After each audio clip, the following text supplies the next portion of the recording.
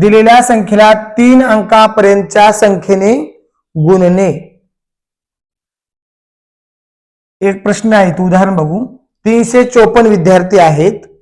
एका विद्यार्थ्याच्या गणवेशाचा खर्च 368 रुपये येतो, तर सर्व विद्यार्थ्याच्या गणवेशाचा एकूण खर्च किती येईल? आता आपण मग काय करतो रे बघा, 754 घेतो आपण। किती? 754 गुणिले 368 एका गणवेशाचा खर्च। मग 354 ला 368 ना आपण गुणतो, म्हणजे नेमकं काय करतो बघूया आपण। हा एकक आहे, 8 किती आहे? एकक स्थानी आहे। मग या एककाने याला गुणायचं आपल्याला। कितीला? 754 ला। मग या 8 न गुणूया आपण। बघा या ठिकाणी घेतलं आहे 754 गुणिले 8, 8 चौक 32, 32 ला 2, हातचे आले 3, 8 पंचे 40 आणि हातचे 3, किती झाले? 43, 43 ला 3, हातचे आले 4, 8 सत्ती 56 आणि हातचे 4 60। बघा या एककाने जेव्हा आपण या सर्व संख्येला गुणलो तेव्हा गुणाकार किती आला रे? एवढा आला। एककचा गुणाकार झाला तो आपण इथं लिहिला 6032 इथे लिहिला। आता आपल्याला कशाने गुणायचे? दशकाने गुणायचे। लक्ष द्या, दशकला किती आहेत? 6। मग 6 ने गुणायचे आपल्याला, बरोबर ना? 6 ने गुणायचे म्हणजेच कितीने गुणायचे? 60 ने गुणायचे। कितीने? 60 ने।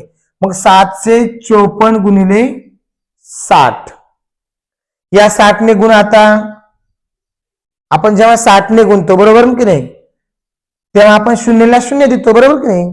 4 न बघूयात, 6 चौक 24, 24 ला 4, हातचे आले 2, 6 पंचे 30 आणि हातचे 2, पटपट सांगा, 32, 32 ला 2, हातचे आले 3, 6 सत्तम 42 आणि हातचे 3 45। आणि हा आपण एक शून्य होता ना, म्हणून वर शून्य देऊन द्या। तुम्हाला माहित आहे किती जरी शून्य असले तर आपण तेवढे शून्य देऊन द्यायचे, कारण तो दशकचा गुणाकार आहे। किती गुणाकाराला? 45240। बघा 6 दशकाने जर आपण गुणलं, 6 दशकाने म्हणजे 60 ने गुणलो आपण। बघा दशक स्थानी 6 आहे ना, 6 म्हणजे किती आहेत ते? 60 आहे। 6 ची स्थानिक किंमत 60 आहे, म्हणून 60 ने गुणलो। मग 6 दशकाने गुणल्यानंतर गुणाकार आपण इथं लिहिला बघा, 45240 लिहिला। आता आपल्याला 3 ने गुणायचं आहे। 3 ने गुणायचं म्हणजेच काय करायचं बाळांनो? 3 शतकाने गुणायचे। एकक, दशक, शतक, 3 शतकाने गुणायचे। 3 शतक म्हणजे किती? 300, म्हणून 754 गुणिले 300। तुमच्या लक्षात आलं? आपण याने गुणतो म्हणजेच काय करतो आपण? हे नुसते अंकाने गुणतो का? नाही, तर त्याच्या स्थानिक किमतीने आपण गुणत असतो। बघा या ठिकाणी 754 गुणिले 300 आहे, 2 शून्य आहेत शतकचे, म्हणून आपण 2 शून्यवर देऊन टाकले। ते आपण तुम्हाला शिकवले, बरोबर ना? जेवढे शून्य असतील तेवढे आपण देऊन टाकतो, बरोबर की नाही? आणि बाकी संख्येनं गुणतो। 3 चौक 12 ला 2, हातचाला 1, पटापट बोला। 3 5 15 ला 5 आणि हातचा इकडे 16, 16 ला 6, हातचाला 1, 3 7 21 आणि हातचा 1। उत्तर किती आलं मग? 3 शतकाने ह्याला गुणलं तर उत्तर किती आलं?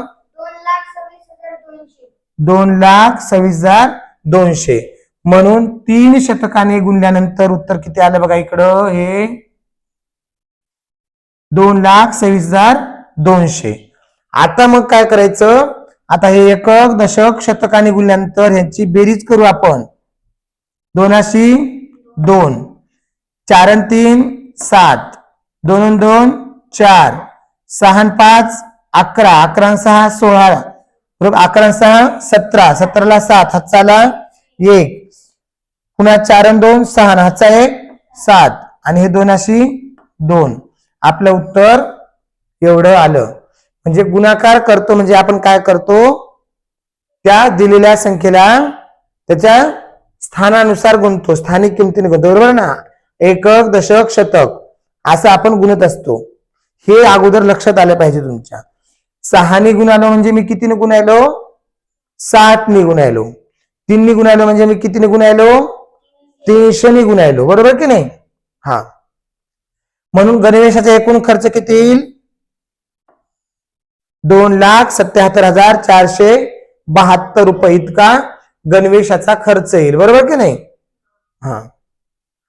आता या उदाहरणामध्ये बघा,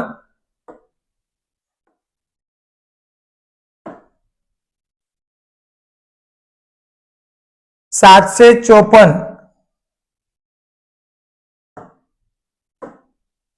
हा का आहे? गुण्य आहे. का आहे? गुण्य आहे. 754 हा गुण्य आहे. 368 हा का आहे रे?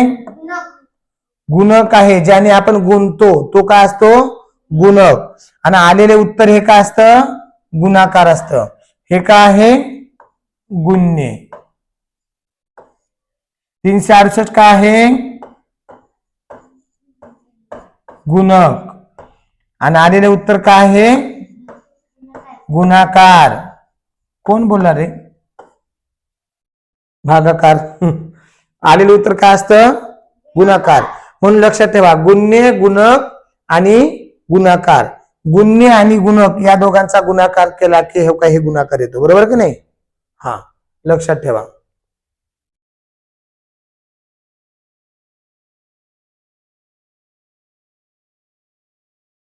आता परत तुम्हाला हे पण लक्षात आलं पाहिजे. बघा इकडं 354 हे काय आहेत? विद्यार्थी आहेत. बरोबर ना? एका गणवेशाचा खर्च किती आहे? 368 आहे. म्हणून 754 ही संख्या आपण 368 वेळा जर घेतली आणि त्याची बेरीज केली तरी पण सुद्धा आपल्याला गणवेशाचा एकूण खर्च काढता येतो. कारण गुणाकार म्हणजेच काय? पुन्हा पुन्हा केलेली बेरीज. एका गणवेशाची किंमत 368, 2ची त्यात ऍड करा, 3, 4 असे 754 विद्यार्थ्यांच्या गणवेशांची बेरीज करायची आपल्याला. पण खूप वेळ जाईल ना, म्हणून आपण डायरेक्ट गुणाकार करतो. खूप वेळ जातो त्यामुळे गुणाकार करून तेच उत्तर अगदी कमी वेळात आणि कमी श्रमात करता येते आणि मिळते. आता मी जे आपण जास्त केले ना, एकक, दशक, शतक ने गुणाकार, अगदी तसाच गुणाकार तुम्हाला करायचा आहे. इथं दुसरं एक उदाहरण आहे, आपण समजून घ्या. आणि तिसरं उदाहरण तुम्हाला अशा पद्धतीने सोडवायचे. लक्ष द्या. तिसरं उदाहरण तुम्हाला अशा पद्धतीने सोडवायचं आहे. या ठिकाणी बघा, शाब्दिक उदाहरण आहे, असेल तर वाचूया. नाही, डायरेक्ट संख्या दिली. बरोबर की नाही? हा. 3,429 गुणिले 507. बरोबर की नाही? म्हणून आता 3,429 ला 507 ने गुणायचे. मग बघा, 3,429 ला अगोदर काय कशाने गुणणार? बघा बरं इकडं, 3,429 ला अगोदर कशाने गुणणार? यापैकी 7 ने गुणणार. म्हणजे 7 एककाने गुणणार. मग 7 एककाने गुणायचे. इकडे बघा, 7 एककाने गुणलं, गुणाकार एवढा आला. मग एककाने गुणल्याचा गुणाकार इथं लिहा. बरोबर. आता 3,429 ला कशाने गुणणार? दशकाने गुणणार. पण दशक किती आहेत? 0. म्हणून दशकाने 0 ला गुणलं, किती आले गुणाकार? इथं 0 आला. म्हणून हे 0 लिहिले आपण 5. लक्षात आलं का तुमच्या? हा, कारण गुणाकार दशकाने केला म्हणून दशकाखाली तो 5 0 लिहिले आपण. हे लक्षात ठेवा. 5 0 लिहिले. का लिहिले? हे 4 0 आले, 0 0 बघा, 0 ने 0 0 0, पण आपण दशकाने गुणालो ना, म्हणून इथं 5 0 आपण लिहिले. बरोबर की नाही? तुम्ही म्हणाल इथं 4 अंक आहेत, 0 9 0 0 9 0 2 0 0 4 0 0 3 0, 4च आहे पाहिजे. 5 कसे दिले असं सांगाल तुम्ही, कारण तो दशकाचा गुणाकार आहे ना. म्हणून आता कशाने गुणायचे? आपल्याला 5 ने गुणायचे. 5 ने गुणायचे म्हणजेच काय करायचे बाळांनो? 5 कोणत्या स्थानी आहे? शतक स्थानी. म्हणजेच 5 शतकाने गुणायचं. चला मग 5 शतकाने म्हणजेच कितीने गुणायचं? म्हणून इथं गुणले का 500 नी? हा, 500 नी गुणलं, गुणाकार एवढा आला. म्हणून तो इथं आपण शतक खाली लिहिला. बरोबर की नाही? जो गुणाकार आला शतकाने गुणला म्हणून डायरेक्ट इथे लिहिला. एक खाली एक, दशक खाली दशक, आपण असं लिहित आहोत. आता ह्याची बेरीज केली आपण.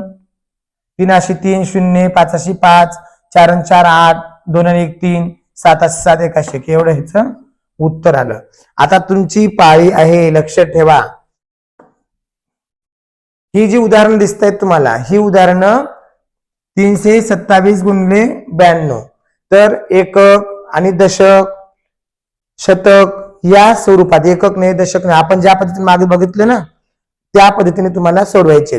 फाट फाट फाट सोडवा. चला लिहून घ्या एवढे उदाहरणं.